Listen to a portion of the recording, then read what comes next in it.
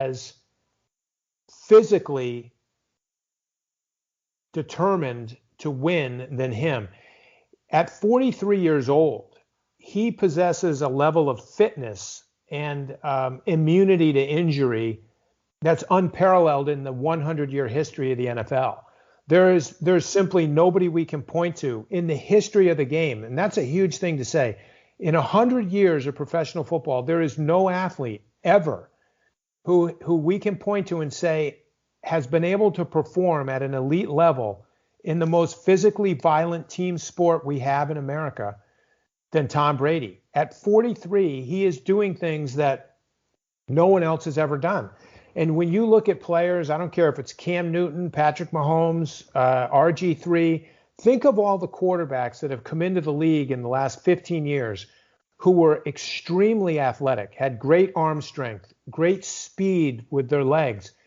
How many of them have survived and been able to keep going? And that's the thing, is he's the outlier of all these things.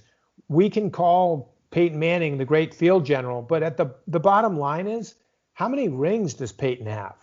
I mean, I think that's the thing, is Peyton Manning, for most of his career, had a receiving core and a running back core that were far superior to Tom Brady's. Not every year. I'm not talking about 2007 when Brady had Welker and Moss and Dante Stallworth in the lineup.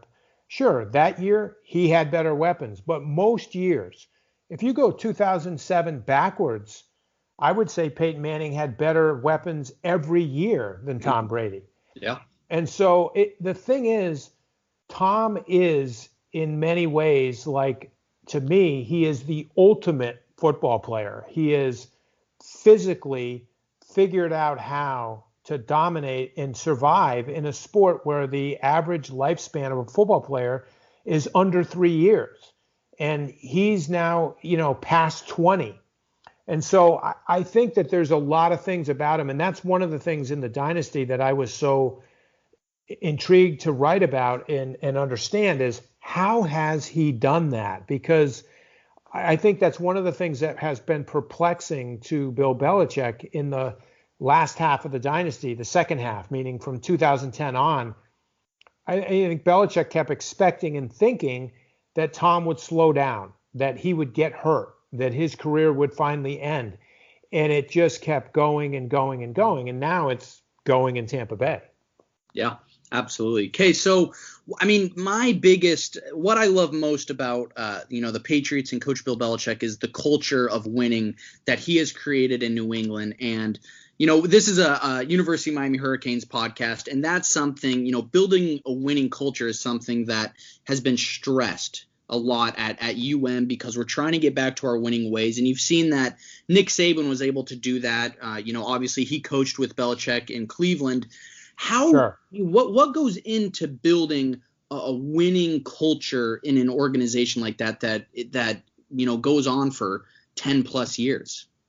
I think it's a great question. And I think that one of the things, obviously there's a big difference between college and pro, and what's happening at Alabama now with Nick Saban. He has to do different things because the player personnel is literally changing every year, or every 4 years, you have a completely new team. But in New England, I think what has greatly enabled Belichick to build the culture that he has built there are two things. One is he has an owner who understands and trusts him as a coach. And that owner, Robert Kraft, has given Bill Belichick two things. One is he's given him control. In other words, he has the room and the ability to make decisions and then live with those decisions. In other words, Kraft doesn't run the Patriots the way Jerry Jones runs the Cowboys. He has chosen a coach that he thinks is the best coach, and then he's equipped him by giving him basically the jurisdiction to go out and do his job. The second thing that Belichick has that has enabled him to get to the top and stay there is he had a player for 20 years, Brady, the leader, the quarterback, who fully bought into the culture. And so when Tom Brady becomes the star, wins 3 Super Bowls in his first 4 years as a starter, and the Patriots are a dynasty by 2005. At that point, he's the star of the league. He's the brightest star in the NFL. But at that point is when he fully buys into the idea that Belichick is going to continue to treat him as if he's just another player. He's still going to refer to him as Johnny effing Foxborough, and he's going to yell at him in the film room when the whole team is there and they're watching film of last night's game and Brady throws a bad pass and Belichick undresses him in front of the whole team. How does Brady respond to that? And I think when you consider how Randy Moss and Dante Stallworth, one of my favorite scenes in the Dynasty is their first meeting as Patriots in 2007 when they show up as basically free agents who have come to New England. When they go to that first team meeting and Belichick is showing film of Brady and criticizing him in front of the whole team, and Moss is looking at Dante going, what in the world did we just sign up for? Like they can't believe, A, that Belichick is doing that to Brady, but even more importantly, that Brady's taking it. And as Moss explained, when you see the quarterback of Tom Brady's caliber enduring that kind of criticism in front of his peers, you know right then you better get in line behind Brady. And you better do your job, because if he's putting up with this, we certainly have to put up with this. And I think that's like a secret sauce to the Patriots' success that people don't understand is Brady was so instrumental in getting everybody else to buy in and accept the rigorous coaching mentality of Bill Belichick. So to go back to your point about Peyton Manning, if you want to compare Manning and Brady, you have to ask yourself, could or would Peyton Manning or Aaron Rodgers or Brett Favre or any of these other quarterbacks, Dan Marino, that we consider the greatest of the greats, do you really think that any of them would have put up with what Brady put up with for 20 years? The answer is no. It's no. There isn't another star quarterback, and I'm talking about the elite guys now, the Peyton Mannings of the world, the Aaron Rodgers, that would have done what Brady did, that would have endured that. And that is so critical to understanding the mentality of, this is why Rob Gronkowski and Julian Edelman and Wes Welker and Danny Amendola and Vince Wilfork and Ninkovich, and just go right down the line. All of those guys bought into it because the leader was buying into it. I love that. I mean, I love this kind of stuff. I love this kind of stuff. One of my, one of the questions I had, so in 2007, the Patriots had already won 3 Super Bowls by that time. In 2007, obviously, they go for the perfect season but are upset by the Giants. What do you think Belichick learned from that loss to, go forward with that organization to win several more Super Bowls in the future?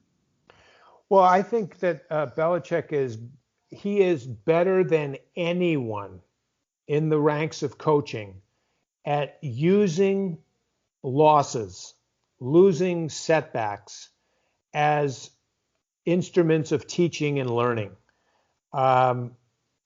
He is the master at that. And so those kinds of losses are soul-crushing losses.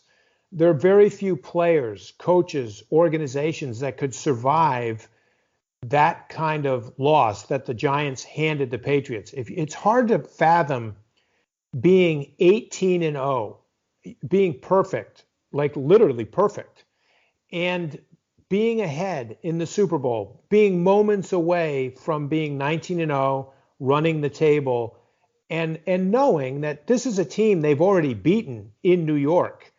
And then to lose the way they did with that unbelievable play, the catch that just, seemed so improbable.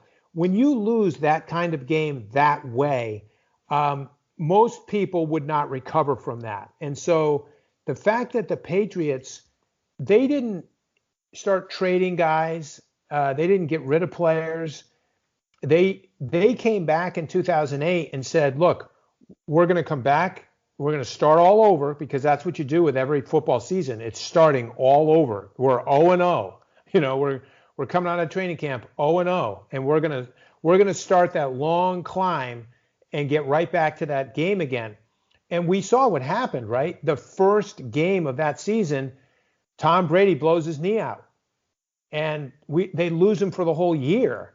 And so did that stop them? No. I mean, and that's the thing that's remarkable is Belichick and Brady together, and this is why I would unify them when I say this, these are two individuals that are capable of coming back season after season with the same mentality and desire to win. Like, it's why I think Tom has played for over 20 years.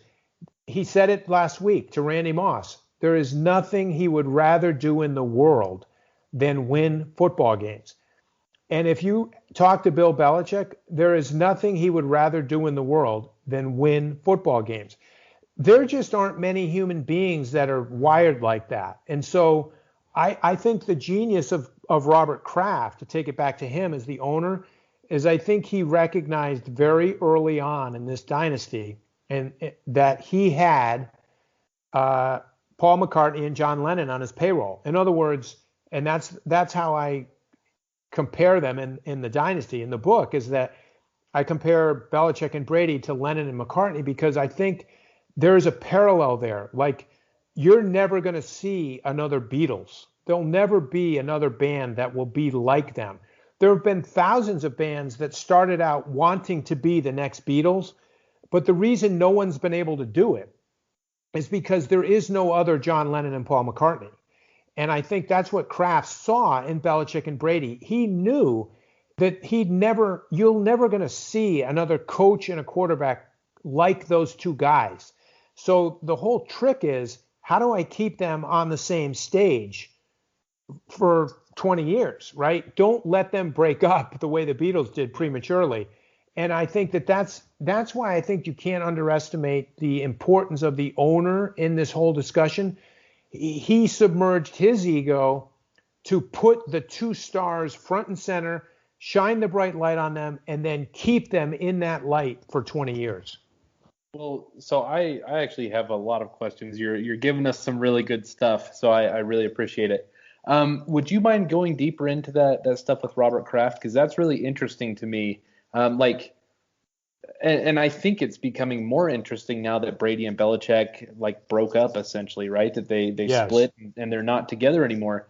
So if you wouldn't mind going into more detail about the actions that Robert Kraft took specifically to kind of manage this relationship, and then later I do want to ask you more about their specific relationship and what happened in the offseason. But for Sure. now, if you wouldn't mind telling us what Robert Kraft did to keep them together. Absolutely. I think one of the best interviews I did for this book was with Rupert Murdoch, the chairman of News Corp and Fox News and all that. Obviously, Fox has the huge NFC television contract, and so he has dealt with Robert Kraft for a long time, 20 years, and he knows him very well. And in the interview that I did with Murdoch for the book, one of the things he said to me was, he said, if Robert Kraft had gone into politics, he probably would have gone down in American history as one of the country's greatest diplomats. But he didn't go into politics. He went into sports. And in sports, he has used those skills as a diplomat that he possesses to keep Tom Brady and Bill Belichick together for so much longer than anyone else would have been able to keep them together. And one of the ways he did that was that he formed two different relationships with the two men because they're very different men. In the case of Brady, he formed a familial relationship. In other words, it's more like a father and a son. Tom has a great relationship with his father, so it's not like he needed a father figure. But he saw in Robert Kraft a fatherly-like figure, and Robert always saw in Tom, he treated Tom like his fifth son. There's a really important thing that happens around the 2007, 2008 time period. That's when